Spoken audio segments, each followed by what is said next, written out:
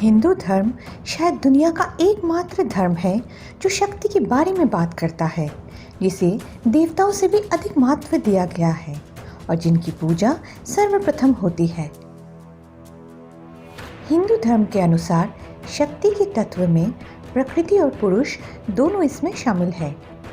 ये दोनों एक दूसरे के अलावा अधूरे हैं और दोनों साथ में मिलकर इस सृष्टि का संतुलन बनाकर रखते हैं। शक्ति, जैसे नाम से ही पता चलता है, इस नाम का पूर्ण अर्थ है सृष्टि को चलाने वाली शक्ति। भगवान शिव ने बार बार ये कहा है कि वे अपने अर्धांगिनी देवी शक्ति के बिना कुछ भी नहीं है। ये स्पष्ट रूप से हिंदू देवताओं में देवी माँ द्वारा निभाई गई महत्वपूर्ण भूमिका को दर्शाता है। तो दर्शकों, इस वीडियो में हम आपके लिए सनातन धर्म की कहानियों में से 10 महाविद्याओं की कहानी लेकर आए हैं। 10 महाविद्या। महाविद्या का शब्द हमें संस्कृत से प्राप्त होता है। यहाँ महा का अर्थ है महान और विद्या का अर्थ है ज्ञान। 10 महाविद्या अर्थात हिंदू धर्म में देवी या देवी माँ के 10 अवतार हैं। वास्तव में ये ज्ञान की देवियाँ हैं और माता के इन अवतारों में अत्यधिक भयानक रूप से लेकर सबसे सुंदर एवं शांतिपूर्ण रूप भी है। कुछ पौराणिक ग्रंथ जैसे देवी भागवत पुराण है, जिसे बहुत महत्वपूर्ण ग्रंथ माना जाता है। उसके 7वें खंड को, जिन्हें देवी गीता के रूप में माना जाता है, उसमें देवी की शक्तियों के बारे में वर्णन है। तो दर्शकों, आइए जानते हैं 10 महाविद्याओं की उत्पत्ति की कहानी। महादेव की पत्नी सती ब्रह्मा के पुत्र दक्ष प्रजापति की पुत्री थी। सती ने अपने पिता की इच्छा के विरुद्ध जाकर भगवान शिव से विवाह किया था। उसके पश्चात घमंडी दक्ष ने एक महान यज्ञ का आयोजन किया। प्रजापति दक्ष ने केवल महादेव का अपमान करने के एकमात्र उद्देश्य के साथ इस यज्ञ का आयोजन किया था, जिसमें उन्होंने सभी को आमंत्रित किया था। परंतु दक्ष ने भगवान शिव को यज्ञ में शामिल होने के लिए कोई आमंत्रण नहीं दिया था। एक दिन सती को नारद मुनि से इस यज्ञ के बारे में पता चलता है। उन्होंने महादेव से यज्ञ में शामिल होने की आज्ञा मांगी। साथ में उन्होंने ये भी कहा कि एक बेटी को अपने पिता से कोई भी निमंत्रण पत्र की आवश्यकता नहीं है। तब भगवान शिव ने कहा कि दक्ष शिव का अपमान करने की कोशिश कर रहे हैं, इसीलिए इस यज्ञ का आयोजन किया है। अर्थात अगर सती वह यज्ञ में शामिल होती है तो उस यज्ञ का फल शुभ नहीं होगा। इसीलिए महादेव ने अपनी पत्नी सती को यज्ञ में शामिल ना होने का आदेश दिया। परंतु ये सुनकर माता सती बहुत क्रोधित हो गई। उन्होंने सोचा कि शिव उनके साथ एक साधारण महिला की तरह व्यवहार कर रहे हैं, ना कि ब्रह्मांड के माता के रूप में। तब भगवान शिव को ये दिखाने के लिए कि वास्तव में वो कौन है, उन्होंने अलग अलग रूप धारण किया, जो देवी भगवती के ही सारे रूप थे। समुद्र कांप उठे, पर्वत हिलने लगे और पूरे वातावरण में देवी के रूप की माया से एक अद्भुत ऊर्जा आने लगी। महादेव ये देखकर वहां से जाने की कोशिश करने लगे, परंतु जिस दिशा में भी वो जाने की कोशिश कर रहे थे, देवी माँ ने 10 दिशाओं में से प्रत्येक की रक्षा करते हुए 10 अलग अलग रूप लिया और महादेव के प्रत्येक प्रयास को विफल कर दिया। माता के इन 10 रूपों को 10 महाविद्या के नाम से जाना जाता है। उनके प्रत्येक रूप का नाम, कहानी, गुण एवं मंत्र है।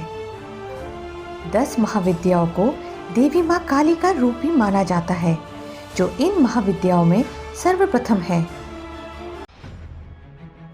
काली। माँ काली महाविद्याओं में प्रथम है, क्योंकि वे काल से भी पहले आती है और प्रकाश से भी पहले। काले रंग और 4 भुजाओं वाली, जिनके गले में मुंडमाला है। उनके एक हाथ में तलवार और दूसरे हाथ में कटा हुआ दानव का सिर है, जो अहंकार का नाश करने का चिन्ह है।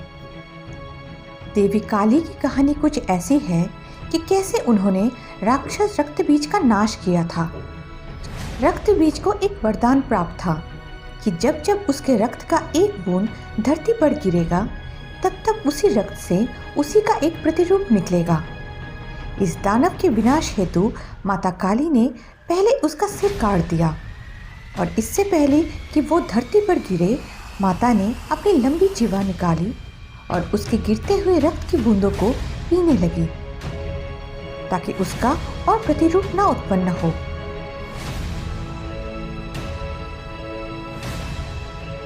राक्षस पर विजय प्राप्त करने के बाद माता काली तांडव मुद्रा में आ गई। उन्हें उस वक्त किसी भी चीज का ध्यान नहीं था। तब देवताओं ने महादेव से विनती की कि वो इस दुनिया को नष्ट करने से पहले माता को रोक दे। तब भगवान शिव माता के मार्ग पर लेट गए।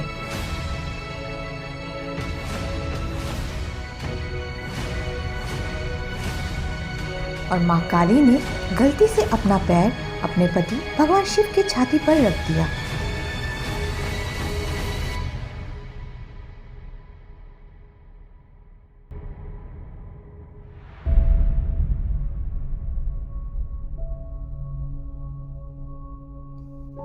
जब उन्होंने अपने पति को अपने पैरों के नीचे देखा तब वे शांत हुई एवं दुख और पश्चाताप की वजह से उनकी जीवा बाहर निकल आई। यही कारण है कि माता को अक्सर भगवान शिव के छाती के ऊपर पैर रखते हुए चित्रित किया गया है।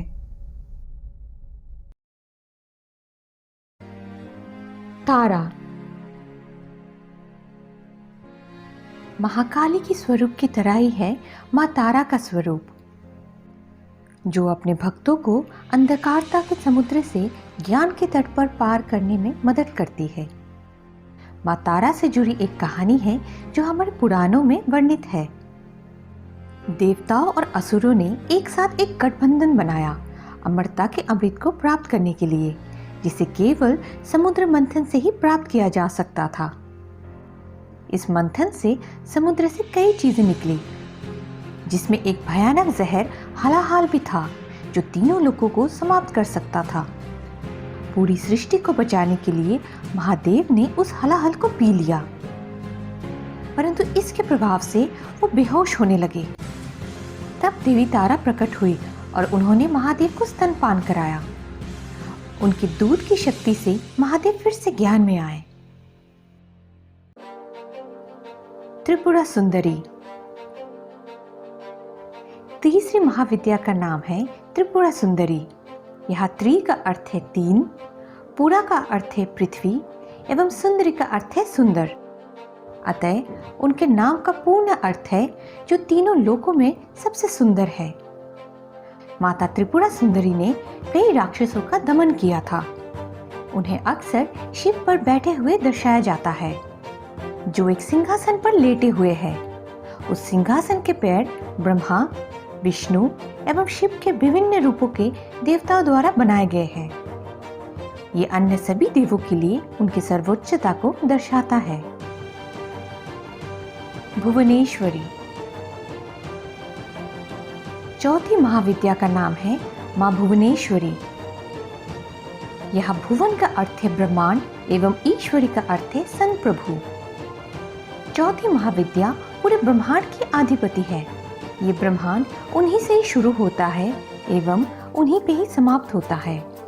जैसे माँ काली समय का प्रतिनिधित्व करती है, वैसे ही माँ भुवनेश्वरी अंतरिक्ष की प्रतिनिधित्व करती है।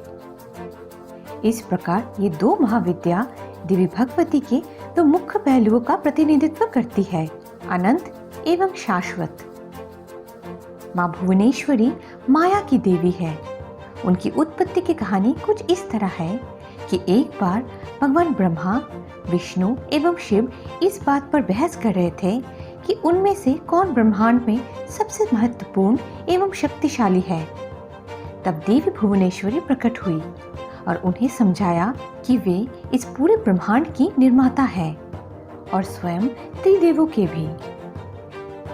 फिर माता ने त्रिदेवों को देवी सरस्वती, लक्ष्मी एवं पार्वती के रूप में अपनी शक्ति या ऊर्जा दी, ताकि वो दुनिया को बनाने, संरक्षित करने एवं प्रबंधित करने में मदद कर सके, जब तक काल का चक्र फिर से शुरू ना हो। तो दर्शकों, ये था आज का प्रसंग। हम 10 महाविद्या के बाकी रूपों की कहानी अपने अगले वीडियो में करेंगे, इसीलिए बने रहे हमारे साथ इस यात्रा के साथी बनकर। और अगर अभी तक आपने हमारे चैनल को सब्सक्राइब नहीं किया तो ज़रूर कीजिए और साथ ही इस वीडियो को शेयर कीजिए और बेल आइकन को हिट करना ना भूलिए। धन्यवाद।